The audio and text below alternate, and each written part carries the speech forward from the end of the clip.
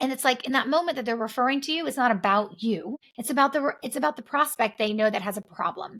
And they get to be the hero by helping that prospect by referring them to you. And so I always tell folks, number one is what's going on in the brain of the referral source. And that means referrals aren't about you. They're about the referral source being a hero and helping a prospect. How they're doing that is by connecting them to you. You're just the solution provider. Welcome to the Profit Answer Man podcast. We believe the purpose of business is to make lots of money. We'll show you how to scale and grow your profit and cash flow, all while working less. We're a big fan of the ELF model: easy, lucrative, and fun. If you're the backbone of America, you deserve to be well rewarded for that. Listen in to see how other business owners are doing it and how to maximize your profit and cash flow. Welcome back to the Profit Answer Man. Stacey Brown Randall, it's great to have you again. Thank you for bringing me back on. I appreciate it. Most welcome. Remind everyone, tell us a little bit about yourself and your company. Yes, so I work with small business owners and I teach them how to generate referrals without asking, without incentivizing, without feeling like they're manipulating someone or feeling like they got to be gimmicky or promotional. So we call it generating referrals based on the science of referrals. And it's definitely, I think, one of those things that most people want referrals, but they just don't want to ask or feel like they're manipulating folks and they don't know another way. So they just kind of ignore referrals and let them happen randomly. And I always want folks to understand that there is a control factor that you can have with referrals, but you've got to understand how referrals work first. So it is always fun for me to be able to come back on podcasts for a second time where we can kind of go deeper and talk about other areas of referrals, because it is not so nuanced as people think. Like it's not so like one line, only one thing as people think it is. And we'll get into the science of that. The last time you were on, you talked about your first book, Generating Business Referrals. Today, we're here to talk about the Referable Client Experience. So what's kind of the difference between the two? Yeah, that's such a great question, because when people, they'll come to me, they'll be like, hey, which book should I start with? Or are they about the same thing? And I'm like, no, that would be very boring if the books were carbon copies of each other. So in the work that I do, I have about 20 strategies that I teach my clients. And not everybody needs all 20, but they're broken down into levels: foundational, situational, and next level. The 3 foundational strategies are the ones that I believe, if you do nothing else, these are the 3 that clients should have in place inside their business. And so the books are based on those 3 foundational strategies. So the first book, Generating Business Referrals Without Asking, is based on the strategy for existing referral sources. So if you have people referring you now and you want to know what to do, what are the 5 steps to do to be able to get more referrals from them, then the first book, Generating Business Referrals Without Asking, is going to tackle that for you. The second book is the new book is the Referable Client Experience. And the client experience, being able to not only be referable, but then bridge the gap to receive referrals from your clients and your client experience. That's another one of our foundational strategies. And so that's what book number 2 is written on. And these are separate strategies for separate buckets of people, right? And then, of course, we have our potential referral sources. Those are the people that we want to refer, but they've never done it. And that book hasn't yet to be written. So it's probably going to be book number 3. I've been teaching these strategies for over a decade, but when I sat down to write that first book, I was like, okay, I wrote the book. I thought it was like one and done, like I wrote the book, and then then I was like, wait, everybody thinks this is it. I'm like, no, there's like 19 other strategies. But so it's been an interesting journey writing the second book and kind of being like, okay, we look at 2 totally different groups of folks in terms of who can refer. So they tackle 2 different areas in the business. And it seems that you have to know who that person is to use the right strategy. It's so true. Like every time people come to me and they're like, hey, what do I need to do? Or what should I say? I'm like, none of that matters until you know who you're doing it for, right? So, people are like, okay, think about your existing referral sources. Well, that can be clients and centers of influence. And then depending on your industry, if you're B2C, not so much if you're B2B, but if you're B2C, it could also be your family and friends. So like I always tell folks is that if people are referring you now, that existing referral source label is so much more important than the client label or the COI label, right? Like they get both, right? They're a client and they're referring. So now they're an existing referral source. There's a whole strategy for what we can do to that group. We can do different things. We can say different things. And we can do less things actually because they've already referred. Very different from somebody who's never referred you. Potential referral sources, the strategy looks very different. And we'll go into some of that. Before we do, though, on the front cover of the book is a quote by Mike Michalowicz. Yes, big And fan. so I had to ask, Yes. how did that come about? So, when you're writing a book, they're like, start thinking about who you want to endorse it. And let's be honest, they're like, biggest names you can get, right? Like that's what they tell you to consider. It's like, who do you know? Biggest names that you can get. And so Mike was on my list. I'm a big fan of Profit First. I have been doing it in my business since 2019. And so I have like just loved what he stands for. I've never met him, but years ago, I think it was like 2018, I was on his Grow My Accounting Practice podcast. I don't remember if that's the exact title now, but I was on his podcast. So I knew when I reached out, I could mention, hey, you interviewed me, like 5 years ago, 8 years ago, whatever it was, on the podcast. So I knew there was some familiarity. But he also is connected to my publisher, Page Two. Now he wasn't when that's a new thing for him that he's doing now. So I just got up the guts and sent the email. And it was kind of funny. And I think the fact that I wrote it funny got his attention. And then he was willing. So I basically was just like, I expect you to say no, but there's a chance you'll say yes. So, I'm going to just ask if you'd be willing to endorse my book. And I kind of know, just from my publisher's perspective and things like that, like what they're looking for, like the breakdown, the synopsis and all the things. And so I just made sure I had everything ready to go. And when he was like, yes, and I was like, oh my gosh, I can't believe he just said yes. So that was really cool. Mike is very cool. He does respond. I don't know. He used to respond to all his emails. I don't know that he does anymore just because he gets overwhelmed at this point. But he's always been extremely giving. So not surprising at all. Well, yes, I feel that way too. But it's interesting because people are like, did you just send an email? And I'm like, no, I rewrote this email like 7 times. Like I was trying to get it right. I was trying to be like, it's okay if you don't. And I was trying to be funny at the same time. I was trying to get his attention, but it was all very real. And I think I opened the email with saying, I'm actually late in sending this email because I've been too scared to send it, which was true because I had rewritten it 7 times and had been sitting on it. So, sometimes just being honest, but if there's some humor to it, it gets people's attention. And you did tell him you use Profit First, right? Yes. Yes. Yeah, that makes a big difference. Yeah. Oh, definitely. And, and I've mentioned it before, even on my podcast. So I think I threw everything in the kitchen sink. Like I use it. I've been on your podcast, like all the things. Yeah. Oh, good. Well, I'm glad it worked out.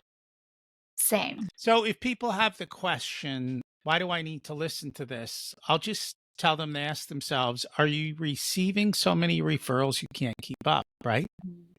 Because if you're not, then this might be something to pay attention to. One of the things I love about this, though, is it doesn't cost any money, does it? So it depends. Okay. Right. I mean, I think it depends on what type of strategy you're deploying and what that's going to ultimately look like for you. We tell our clients shoestring budgets definitely are welcomed, as are actually having healthy budgets for generating referrals. It just depends on the strategy you're deploying and what you're doing. Is the money usually a thank you after the fact, or is it prior to? So that's such a good question. So we always tell folks, don't connect. If you're going to send someone a thank you gift, right? Don't connect it to the referral they just sent, because then you get yourself in this place to where you're feeling like I got to send a gift every time they refer. And then it looks like that's only time I'm thinking of you is when you've referred. And so now I'm sending a gift. When we teach, and this is for existing referral sources. So these are people who refer you. When you get a referral from them, all we want you to do is send a handwritten thank you note. That's what we want you to do for the referral you just received. But the strategy says you should have a plan in place that is 5, 6, or 7 outreaches, which we call touch points internally, but 5 to 7 touch points that are going to happen throughout the year. And they're going to happen regardless of when those referrals show up. So in that case, you've got this experience that you're building for your referral sources that's running in the back end. And all you're doing when they refer is sending a thank you note. So it keeps the structure and the logistical lift a lot easier and doesn't make you feel like you got to run around like a crazy person every time you get a referral because you need to get them a gift. And then can you imagine somebody gives you 4 referrals in a year and you're like, well, what did I give them the last time? It just eliminates all of that. That's what giftology is all about. Well, I have other opinions on that, but okay. That's fine. So one of the things I've noticed lately is a shift in how people are doing this. So it used to be that people would say, hey, I'm going to refer you to so-and-so. They send the double email to or the email to both people. Hey, I'd like to refer you to so and so.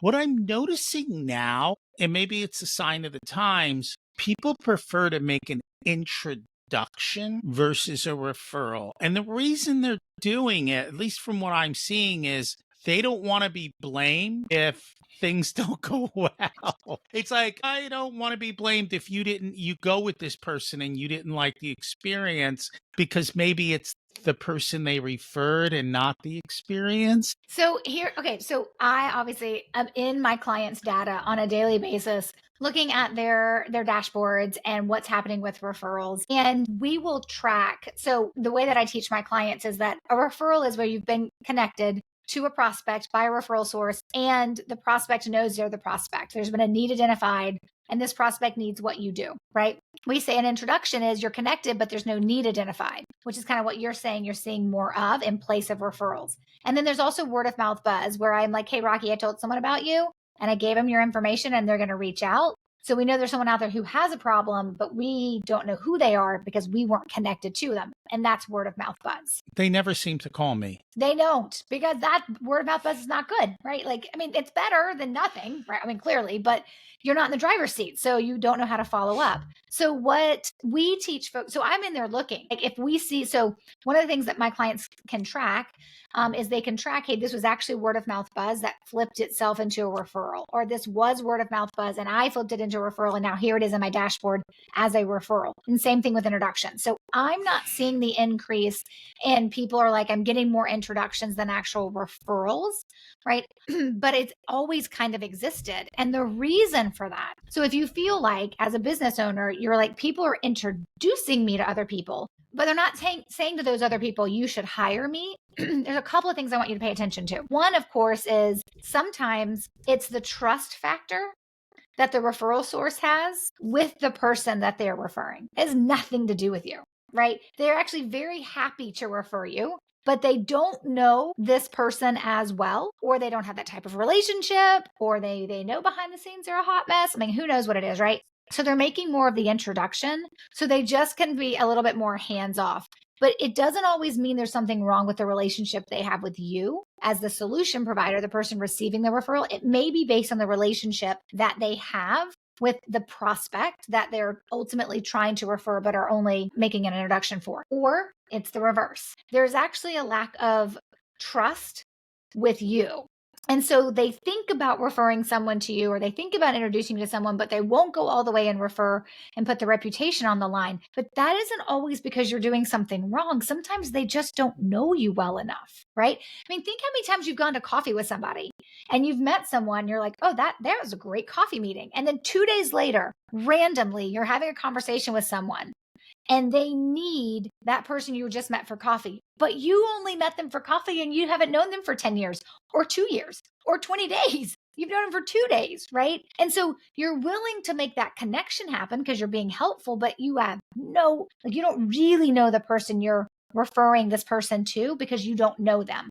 So it has more to do with the type of relationship or lack thereof that you have with the referral source who's referring to you. So if you feel like you're getting more introductions, it could be like, look at who's doing the introducing, right? Look at who's doing the introducing, but trying to make it referrals, and figure out, well, and I'm not surprised they don't know me as well, or we just met recently, or wow, it's been a many, many years. They don't even know if I'm doing what I still do, right? Like, so sometimes it's about recognizing what's behind, like we got to peel the layer back one layer and just be like, what's behind that from that perspective. And I also think there are serial networkers who just connect people to connect people and they don't really know why they're doing it. And when you get a lot of those, they do it because they feel like they're like getting like karma or something. I don't really know, right? Like there's like, it's like they're keeping up with their chips. Like, oh, I'm making all these connections. I mean, I had one person we met, and then the very like next week, I think I got 7 referrals from him.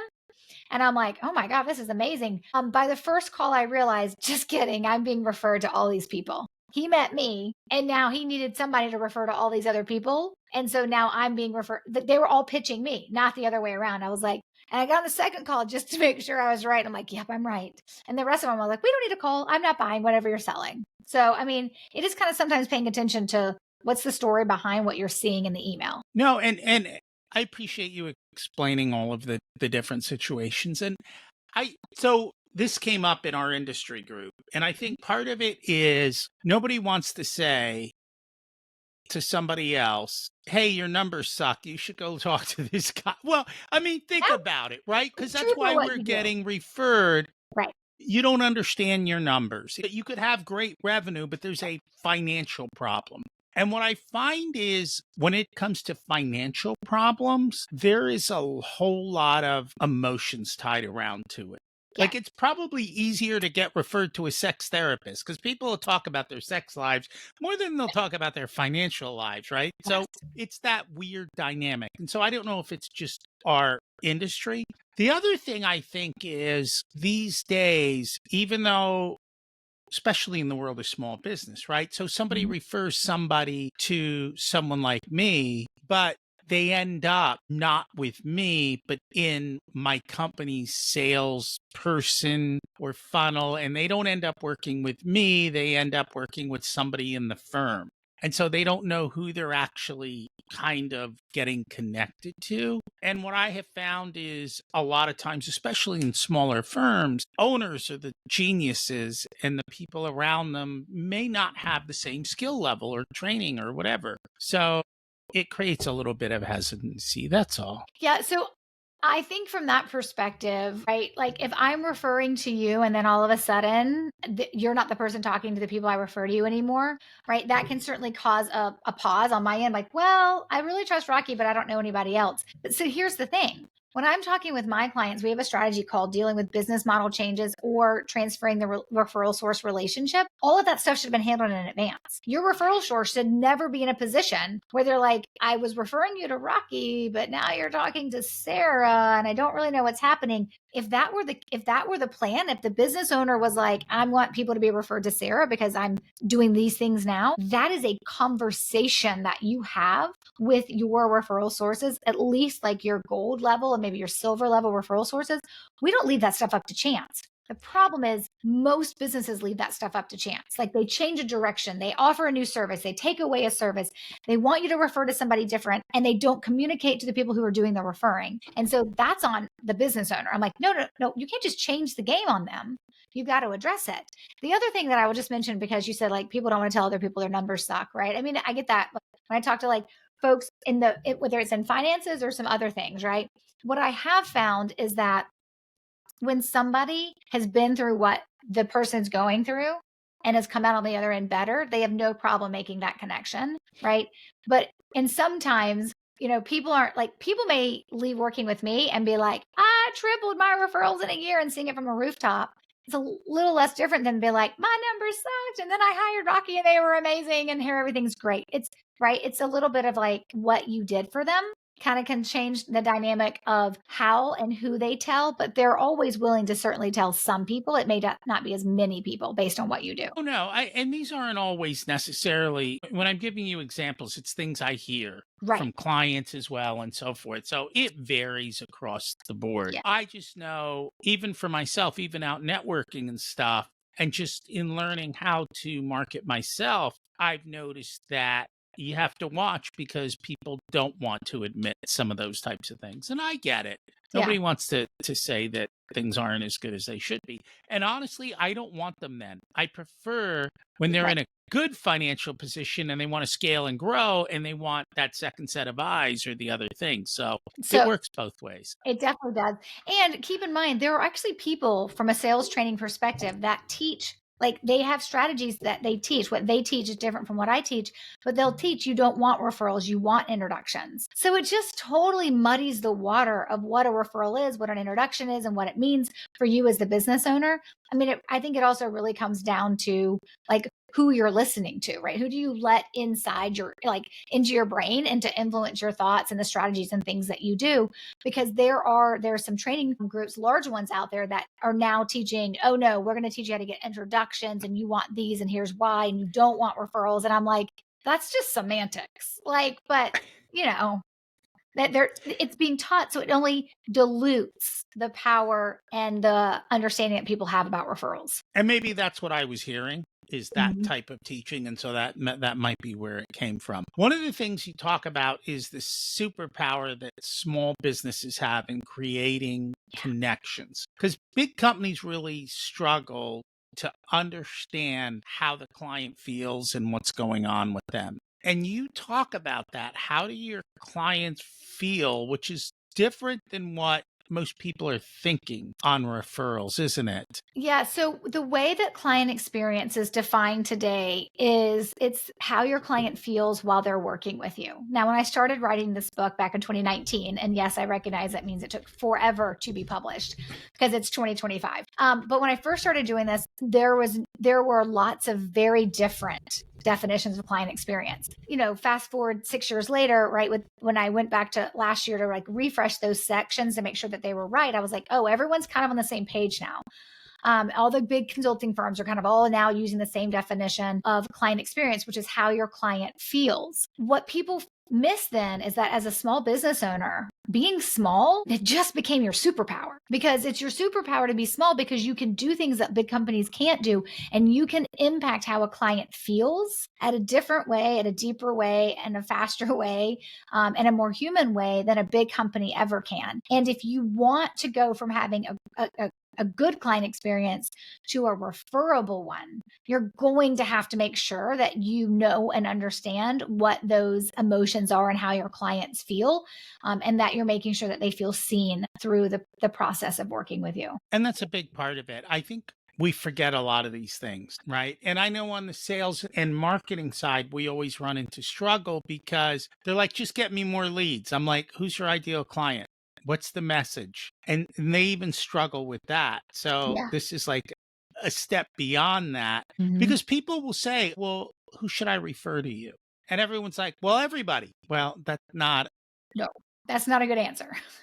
not a good answer, right? Because they're not going to refer or you'll end up with 7 sales calls, right? That's so true. So, do you find that people struggle with that answer, or not really? They know who to have referred to them. So this is one thing I always tell folks is if someone does ask you like, hey, who should I be looking out for? Who's an ideal client for you? Who should I refer to you? Right? I'm never going to tell my clients to put themselves in a position to ask somebody, hey, here's who you should refer to me, right? Because I teach people how to do it without asking. But I do tell my clients when somebody says, who should I refer to you? I want you to be prepared to answer the question if we believe they mean it. I think a lot of people ask that question as a throwaway. Like, we've just had this great coffee meeting, we're talking, we're meeting. You've asked me questions about my business. Now I feel like it's my turn to ask you questions about your business. And a throwaway one is, who should I be on the lookout for? The question is that person going to remember that answer when they walk out the door? Right. And so I think the discernment there is really important. But I do think that people should know how to answer the question. And I find some do and some don't. But that is, to your point, their ability to be able to answer the what they do and who they help. That's just like a fundamental piece of being a business owner that we should all have tightened up. And so I do find that some people, like, if it takes you like 4 minutes to tell me what you do, we've got a problem. But it is one of those things I think very quickly business owners have to learn. You have to know how to answer that question. Correct. And you also need to do it in a way that's engaging, Right. right? Because Yeah. and I've been in networking groups, and that was the one thing, like the really good networking groups are like, look, if you can't introduce yourself in 30 to 45 seconds, no one's going to listen to you beyond that anyway, and we're going to hit the buzzer. So get it down, get it moving. It's just so that people know, "Oh, that's somebody I want to have a conversation with." Then you can go deeper afterwards, but don't. And it's funny. It just reminded me, we were at an event, and it's a networking event. And so Mhm. somebody came up and they were telling us about their business. I know every single offering that business has. Okay. I have nobody to refer to that business because that's Mhm. not necessarily what we do. Yep. But it was like every time she took a breath, she goes, "Oh, and we do the, and we do the." It was like, okay, thank you. That's I now I don't even remember what you do. that's what I think people get wrong about networking. Like, so when people come to me and they're like, I need new people referring me, I'm like, here's what you're not going to do. And it's exactly what you just explained, because you'll never care about referring to her until you know that she cares. And she clearly showed you that she cares about herself, not about you. So when I teach the strategy that for my clients on how do we get new people to start referring to you, I tell them, I was like, we're going to slow down. We are not going to go in the front door like a bull in the china shop. We're going to go in the side door. And we're going to look to build relationships. We're going to see how we can take care of people. And we're actually going to release the expectation that referrals will come from every single human we have a conversation with. We're going to have to kiss some frogs before we get into the princes and the princesses. But ultimately, following the process, we're going to cultivate the right people to start referring. And I think people need to realize that this is a numbers game. And you might meet 100 people and get 3 or 4 people who are actually good referral partners. Yeah, I think being strategic is really important. I can't stand the spray and pray. Like, I'm like, oh my gosh, like, why are we walking into a networking room and being like, I'm going to get like 5 people from this group? Like, you need to know, like, that's why we always do like an ideal referral source profile. It's like, who actually comes across your client with some level of regularity that can refer to you. So then you can be on the lookout for just those people when you're going into networking events. And everybody else, you can just like have a lovely conversation. Now, before we had mentioned gifts. Mhm. So let's touch base on that. What is your thought on gifts? We're right around the holiday seasons. And to me, it's like, I don't know. I find that the worst time to send a gift because there's so many. Like, if it's an industry where gifts are the norm, it just becomes overwhelming. Like, we've got 38 boxes of cookies today. Wow, you're one more into the.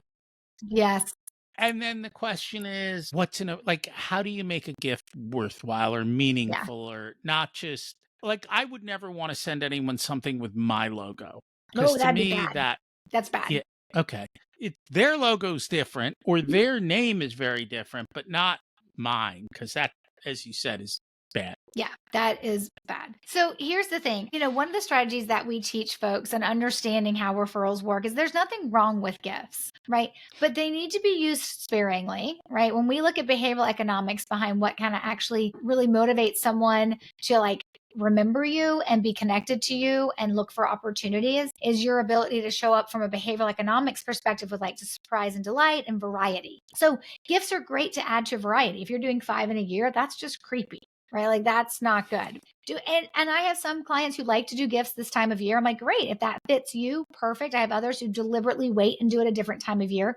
If they're doing gifts for clients or gifts for existing referral sources. But I do think your ability to do something more than just hit a button on a computer screen and order something is usually better. So I tell my clients, if the gift doesn't take you any time at all to order it, and it didn't take any time to think about it up front, it's probably not going to land the way you want it to. We want things to land like they're memorable and they're meaningful. And the things we remember are the ones that are heartfelt or funny. So I do tell my clients, like, we're not just sending a basket of popcorn just because it's easy to hit the button and order it and have it sent out the door. Like, we need to think through what is memorable, what is meaningful, what is humorous, right? So that the gift, if we're doing a gift, has impact. And then what is our messaging with that gift? All of that matters, particularly if it's part of a well-constructed year-long plan. So, what is a humorous gift?